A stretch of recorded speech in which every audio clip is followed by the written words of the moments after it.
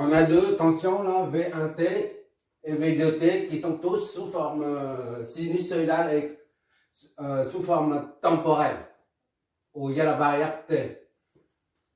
L'unité c'est des volts, des tensions. Il s'agit maintenant de déterminer V1, les phaseurs V1 et V2 dans le domaine fréquentiel. Et après, on en déduit le déphasage entre V1T et V2T. D'accord? On se servira des phaseurs pour en déduire le déphasage entre V1T et V2T. Puis, il faut aussi trouver la somme de V1T plus V2T. La somme des deux tensions là. Mais on utilisera aussi les phaseurs V1 et V2 pour déterminer V somme, V1T et V2T. Idem pour le produit. D'accord, le produit, j'ai mis un point comme ça. Normalement, on ne met rien du tout, mais je mets un point pour dire c'est un produit. D'accord? Ou ça. Comme d'habitude, il faut transformer le sinus en cosinus pour pouvoir comparer les phases après. D'accord? On y va. On remet là les deux formules. Cosinus, phi.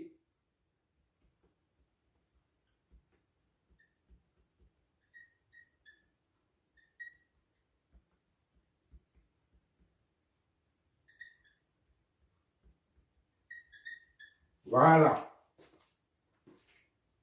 On se servira de ces deux formules pour les transformations. D'accord? Bon, comme d'habitude, là, on n'a pas besoin de transformer puisque c'est déjà sous forme cosinusoïdale. Tandis que la première équation, là, V1T, est sous forme sinusoïdale. On la transforme donc en cosinusoïdale afin de comparer les deux. D'accord? On est 20, V1T est égal à 20 sinus 50T plus 60. D'accord? Vu sinus, on considère ça comme phi. Là, comme phi ici. Sinus était la cosinus moins 90. D'accord? V1T. Et donc, est égal à 20 fois sinus, on transforme en cosinus.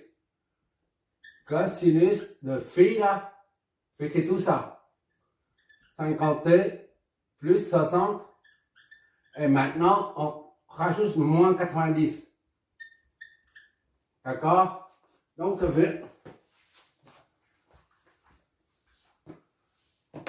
on est toujours dans le domaine temporel. V1T est égal donc à 20 cosinus 50T, d'accord? Moins 40, moins 30 degrés. Maintenant, V1T est sous forme cosinusoïdale. On peut la transformer en phaseur, c'est-à-dire en phaseur V1, la variable est disparue, il n'y a plus dans le domaine fréquentiel, il n'y a pas de T, c'est la fréquence, d'accord? 20 et la phase est moins 30. On ne met pas la fréquence parce que la pulsation est la même, donc la fréquence est la même. Ça c'est primo. Et secondo, c'est V de T. V de T, le deuxième signal, qui est déjà sous forme cosinusoïdale. 50T moins 10 degrés. On n'a pas à transformer en quoi que ce soit, parce que c'est déjà sous forme cosinusoïdale, d'accord? Donc, on amène ça, on transforme ça en phaseur. V2 est égal à, on met l'amplitude et la phase, moins 10 degrés, d'accord? Comme tous les deux, les phaseurs sont tous positifs, il n'y a pas de transformation à faire. Si par exemple ici il y a moins 60, dans ce cas-là, il faut transformer de sorte qu'il y a un plus 60. D'accord? C'est pas notre objectif pour le moment. Voilà, ça c'est les deux phaseurs. Maintenant, il faut trouver les déphasages entre V1T et V2T. Mais on n'utilise pas ça pour, pour trouver le déphasage. On se sert de ça. D'accord? Il suffit de dessiner en main levée. On fait un petit croquis et on effacera après. Voilà. Ça, c'est V1. Le plus petit, c'est moins 10, moins 30. Disons, c'est ici, c'est 3. Voilà. Moins 30, c'est là. Moins 30 degrés.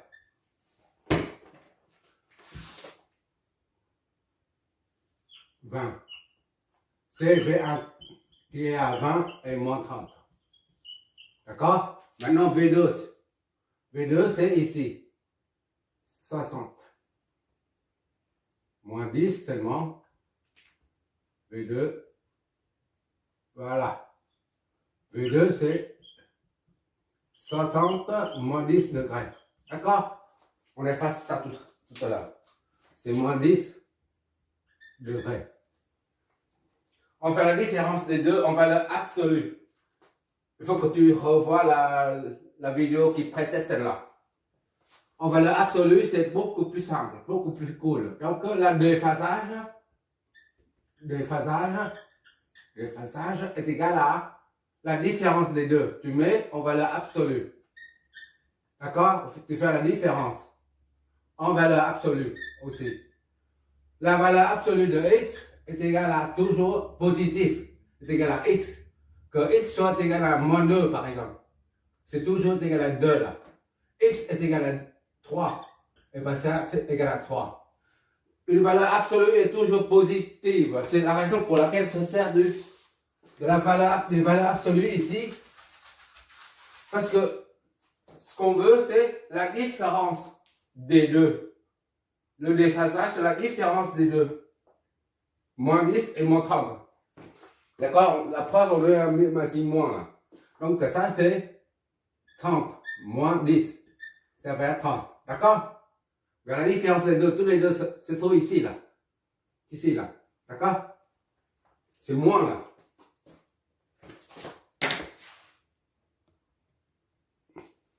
Dans le sens trigonométrique, ça c'est 20. Pourquoi j'ai mis 30? Ça m'arrive souvent de dire une chose et de marquer autre chose. Ça arrive, bon. Ça c'est, d'ici à là, c'est 20. Je vais prolonger pour mieux voir 20 degrés. D'accord? Comme d'habitude, dans le sens, on fait dans le cercle trigonométrique, sans anti-horaire, c'est le sens positif. Là, V1, le phaseur 1 doit rattraper le phaseur 2. Parce qu'on circule, on va dans le sens trigo. Donc ici, tu dois faire 20 degrés.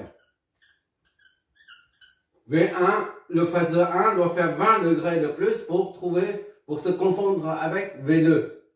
D'accord? Autrement dit, V1, le phaseur 1 est en retard par rapport au phaseur 2. D'accord? V1, ça signifie aussi que V1T est en retard de 20 degrés par rapport à V2T. D'accord? Pourquoi on a le droit de dire ici c'est les phaseurs, ici ce sont des fonctions temporelles. Et bien ça ou ça, c'est la même chose. Exprimé dans le domaine fréquentiel ou dans le domaine temporel, ils ont toujours le même déphasage. D'accord? Donc, la conclusion, c'est que le déphasage entre V1T et V2T est de 20 degrés. Et V2T T est en avant et en avance de 20 degrés par rapport à V1T. Ou on peut dire V1T en retard de 20 degrés par rapport à V2T. D'accord? Je vais effacer ça. Moi, j'ai effacé, on retient seulement le résultat. Les phasages, c'est 2. Ça, c'est 1, les phaseurs. 2, les phasages. Phasage entre... Oh là! C'est encore de l'eau là. Voilà, comme ça, il n'y a plus d'eau. Entre V1T et V2T et de 20 degrés, d'accord? Et on précise V1 T est en retard de 20 degrés par rapport, on a abrégé, par rapport à V2T, d'accord? Ou bien, on peut dire aussi V2T est en avance. C'est pareil au même, d'accord? Par rapport à V1T. Voilà. C'est la conclusion pour la deuxième question. D'accord? La réponse à la deuxième question. Maintenant, il s'agit de trouver la somme des deux, là. V1T plus V2T. D'accord? Et on ne va pas utiliser ça, ni ça. Parce que ça, c'est la galère. Comme on a déjà signalé pendant les premières vidéos d'introduction au phaseur. Pourquoi et comment? Surtout le pourquoi on utilise les phaseurs plutôt que les formes temporelles. Voilà. Donc, on évite... l'objectif des phaseurs, c'est pour simplifier les calculs. Sinon, ça devient inextricable après. Il faut des sommes, cosinus, sinus, tout ça. En bref, on utilise les phaseurs pour faire une somme ou un produit. D'accord? 3. Pour faire la somme, on met V. Donc, je réécris. V1T plus V2T. Donc, comme on a déjà en phaseur là, on a phaseur 1, 2 correspondant à V1 et V2 là. Donc, on transforme ça, le V somme, phaseur. D'accord? Il n'y a plus de la variable, il n'y a plus de variable T. D'accord? Est égal à V1 plus V2. Ce sont tous des phaseurs. D'accord? Donc, V somme phaseur, la somme est égale à 20 fois ça, 20 fois, tu peux mettre fois 1, moins 30 degrés, d'accord? Ça, plus le phaseur 2, c'est-à-dire 60 moins 10 degrés. D'accord? Et tu sais que ça, c'est-à-dire phi. Phi est égal à moins. Ça, c'est phi. D'accord? Moins 30, c'est moins phi là. Ou phi est égal à 30. D'accord?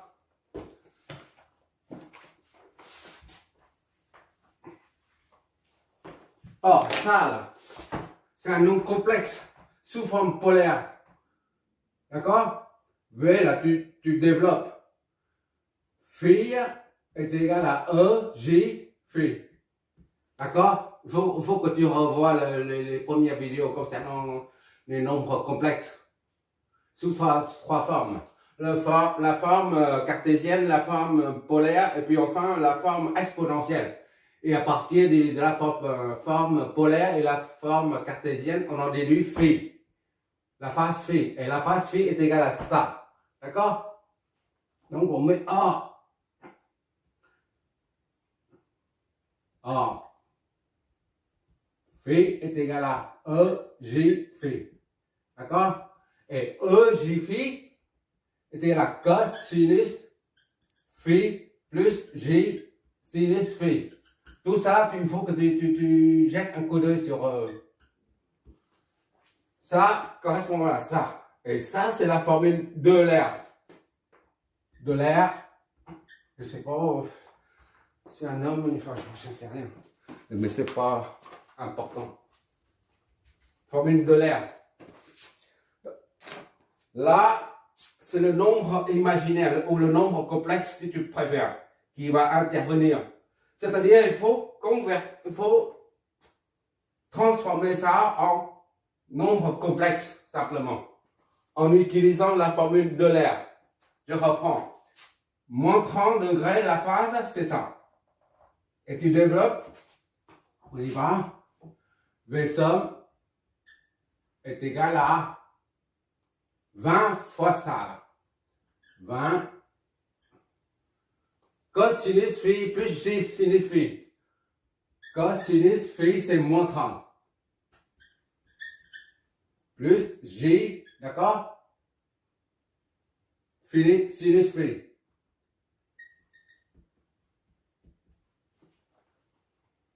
Tu peux mettre moins ici, hein, et ça devient moins là. Je n'ai rien mis ici, c'est-à-dire plus. J'ai mis plus. Et si tu mets moins ici, tu remets ici moins. Par contre, l'angle sera 30 degrés, mais pas moins. D'accord? Mais pas moins. Moi, je préfère comme ça, c'est plus simple. Moins 30 degrés. D'accord? Je me sers toujours des plus, comme ça, pour simplifier la vie. Voilà. Et l'angle, montrant, on met tel quel. Là, c'est le premier phaseur. Le deuxième phaseur, c'est 60 moins 10 heures. Deuxième phaseur, c'est 60 fois cosinus de moins 10 plus J sinus de moins 10 degrés. Voilà. Je m'éloigne. Maintenant, il suffit de développer tout ça.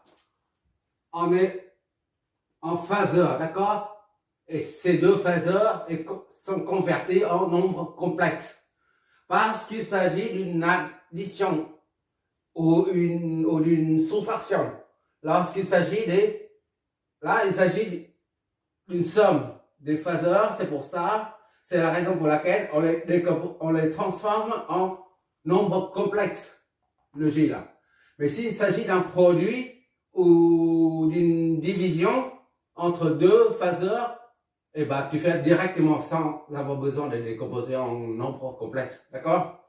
Ce sera ce qu'on fera là, ici, là, lorsqu'il s'agit des produits. Pour l'instant, c'est la somme. Donc, on utilise les nombres complexes.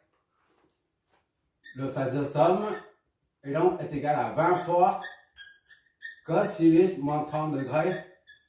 D'accord? Plus J, je mets en avant 20 fois sinus moins 30 degrés.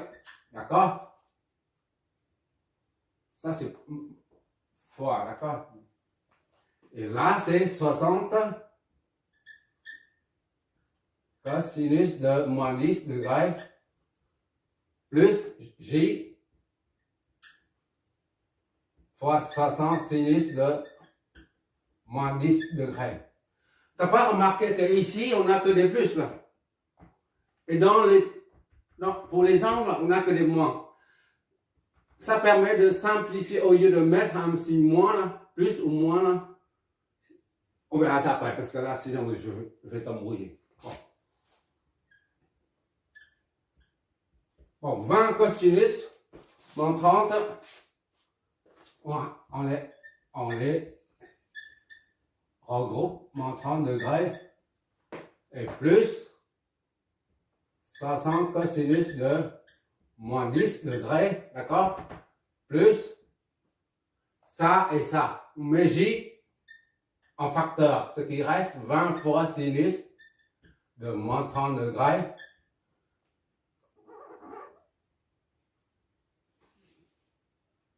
et plus 60 sinus de moins 10 degrés. Oui, moins 10, c'est ça. C'est ça, hein? J, 20, moins 30, oui. Et ici, c'est moins 10. Voilà. On va voir ce que ça donne. 20.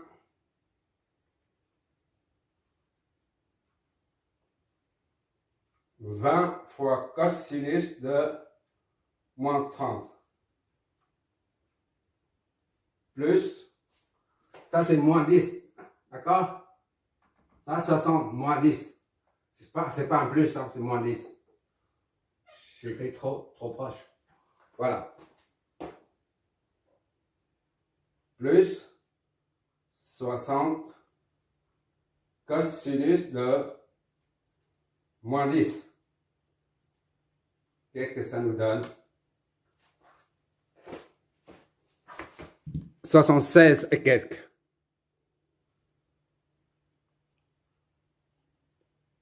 D'accord? Donc, 76 V somme est égal à 76,409. C'est un réel. Plus ça. 20 sinus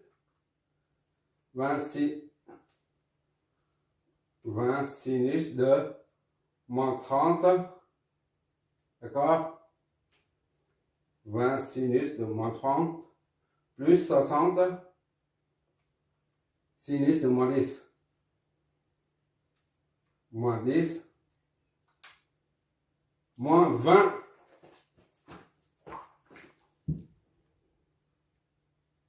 D'accord? 20 sinus de moins 30 et 60 sinus de moins 10. Donc ça fait moins 20, 419. Ici c'est moins J, 400, moins 20, 419. Allez, on met J ici. Voilà. Maintenant, c'est quoi la somme? Alors, il faut la somme de ça et ça. Maintenant, on ramène ça.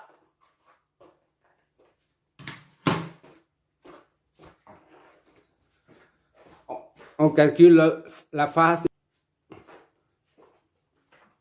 On doit trouver, pour un phaseur, il y a le module, l'amplitude et la phase.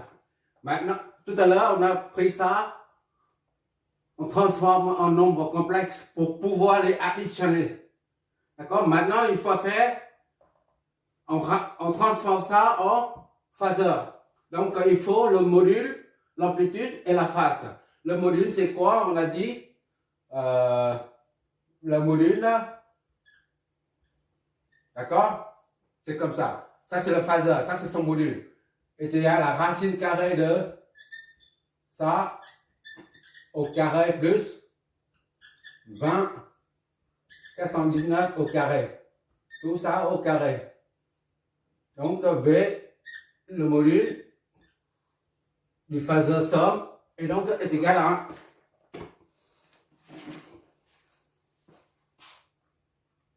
Voilà, j'ai déjà préparé.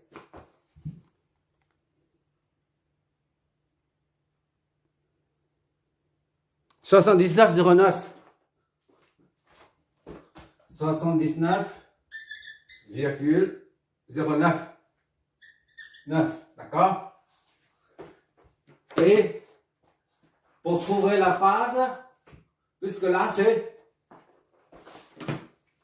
ça, la soute, ici, là.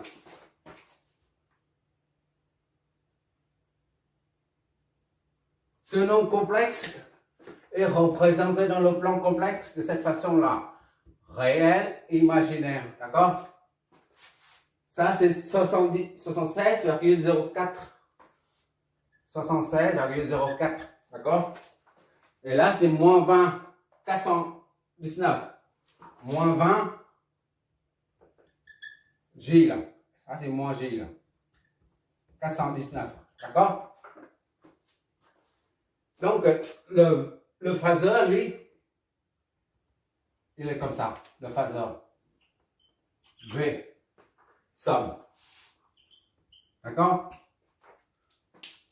C'est, déjà, on connaît 79,09. D'accord? Il manque la phase. La phase, c'est quoi en fait? C'est ça. D'accord? Pour trouver la phase phi là, ou phi somme, puisqu'on a, on calcule le phaseur somme, on dit, pour bien distinguer les phi et phi 1, phi 2, tout ça, on appelle phi somme. Phi somme est égal à ça sur ça. D'accord? C'est arc tangent de phi somme est égal à arc tangent de ça là, sur ça. De 20,419 sur 76,409. Alors, on voit bien que l'angle, chaque fois on a un moins ici, là. Un moins là. C'est-à-dire que le nombre complexe, c'est négatif. Chaque fois on voit un signe moins. Ça signifie qu'il faut mettre un moins ici, là, pour avoir un angle négatif. Tout simplement. D'accord? Donc, il faut trouver I somme.